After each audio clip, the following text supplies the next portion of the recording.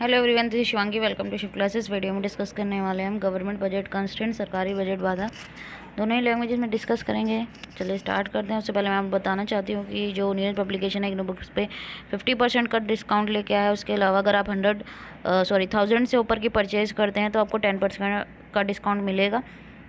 50% का तो है ही, और अगर आप 1000 से अबव की परचेज़ करते हो 10% का और मिलेगा। एडिशनल डिस्काउंट भी मिलेगा आपको अगर आप मेरे कूपन कोड SC2023 का इस्तेमाल करेंगे। तो लिंक डिस्क्रिप्शन में, अगर आप ख़रीदना चाहते हैं तो ख़रीद सकते हैं। बढ़ते हैं अपने टॉपिक की तरफ। तो गवर्नमेंट, हम बात करें जनरली जो गवर्नमेंट है, ठीक है, आमतौर पर जो सरकार है वो अपने एक्सपेंडिचर, अपने जो खर्चे हैं वो किसके थ्रू फाइनेंस करता है, ठीक है, कैसे वो अपने जो है खर्चे पूरे करता है। जो उसको रिवेन्यू रिसीव होता है टैक्सेस से, इंडायरेक्ट और इनडायरेक्ट दोनों टैक्सेस से जो भी उसको टैक्स रिसीव होता है।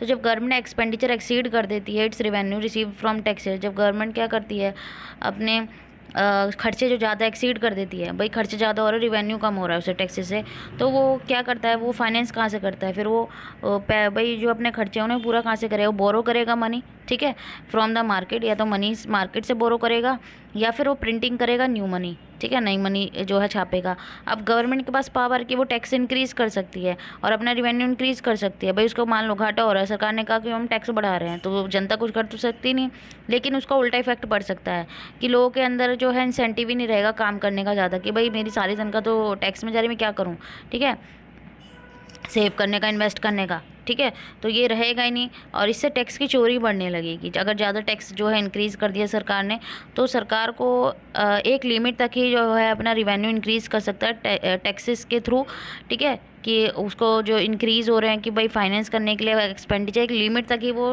रिवेन्यू को इंक्रीज़ कर सकता है टैक्सेस के थ्रू। अगर वो ज़्यादा टैक्स बढ़ा देगा तो लोग काम करना ही छोड़ देंगे, ठीक है।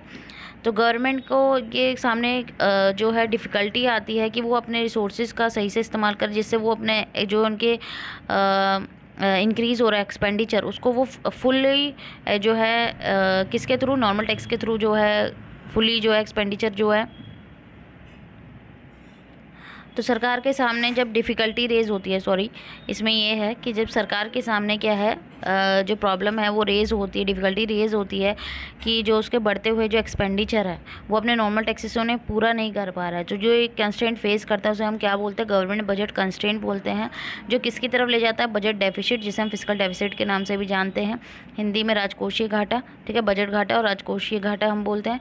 सिंपल टर्म से हम बात करें, गवर्नमेंट का बजट कंस्ट्रेंट क्या है कि वो लिमिट प्लेस है गवर्नमेंट एक्सपेंडिचर का, जिसको वो रेज कर सकते हैं रिसोर्सेज किसके थ्रू, टैक्सेशन के through, borrowing from the market and using printed money, ठीक है। बजट कंस्ट्रेंट को लिमिटेड, हर चीज़ भाई प्रिंटिंग मनी करके भी नहीं कर सकता, मनी की सप्लाई ज़्यादा हो जाएगी मार्केट में, इससे इन्फ्लेशन बढ़ जाएगा, लोगों के हाथ में पैसा आ जाएगा, भाई मनी की सप्लाई इंक्रीज़ हो रही है, लोगों के हाथ में पैसा आ रहा है, पैसा आ रहा है तो वो डिमांड करेंगे तो इन्फ्लेशन आएगा, दो चीज़ों के दाम बढ़ने लगेंगे, ठीक है। तो प्रिंटिंग भी नहीं कर सकते हम मनी अनलिमिटेड अमाउंट में। तो जनरल फॉर्म जो है गवर्नमेंट बजट कंस्ट्रेंट की वो क्या है, G=T plus delta B plus delta M।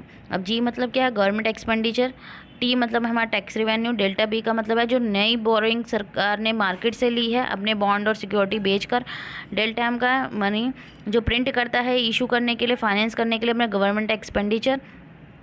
Delta M को हम हाई पावर्ड मनी और मनी फाइनेंसिंग के नाम से भी जानते हैं, हिंदी मीडियम वाले स्टूडेंट यहाँ देख सकते हैं, ठीक है। तो गवर्नमेंट के सामने चॉइस होती है कि वो जो चूज़ करे किसके बीच में, टी, डेल्टा बी और डेल्टा एम, अपने बजट डेफिसिट को फाइनेंस करने के लिए, कि मतलब टैक्स को इंक्रीज़ करे, क्या वो बोरो करे, या फिर वो क्या करे, प्रिंटिंग करे न्यू मनी, तीनों को भी कर सकता है और सरकार के सामने चॉइस होती है। अब जो इक्वेशन है बजट कंस्ट्रेंट की, हम इस तरीके से भी लिख सकते हैं, G-T = delta B minus delta M, ठीक है। तो G-T क्या है, बजट डेफिसिट और फिजिकल डेफिसिट। बजट डेफिसिट इसको आप करेक्ट कर लेना, G-T, यहाँ delta B plus delta M आएगा, ठीक है, delta B plus delta M, ठीक है, क्योंकि तीनों कॉम्बिनेशन है, टी उधर माइनस में चला गया तो ये प्लस में आएगा। तो यहाँ पे बजट डेफिसिट और फिजिकल डेफिसिट हम बोलते हैं new market borrowing by government plus new printed money.